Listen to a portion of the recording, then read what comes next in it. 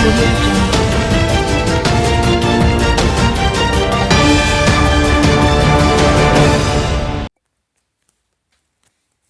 జిల్లా నాయుడుపేట పట్టణంలో వైభవంగా గ్రామదేవత పోలేరమ్మ జాతర ప్రారంభమైంది.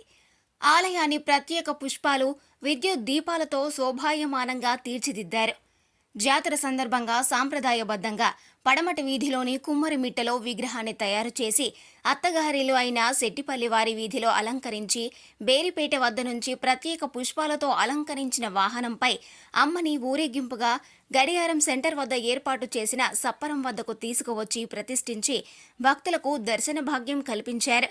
పోలేరమ్మ సప్పరంపై కొలువు తీరిన వెంటనే భక్తులు అంబలు పోసి కొబ్బరికాయలు కొట్టి మొక్కులు తీర్చుకున్నారు. అమ్మని ఊరేగింపులో భాగంగా ఏర్పాటు చేసిన డీజే, తీన్మార్ బ్యాండులలో యువత కేరింతలు కొడుతూ ఉత్సాహంగా పాలుపంచుకున్నారు. దీంతో పట్టణంలో సందడి నెలకొంది.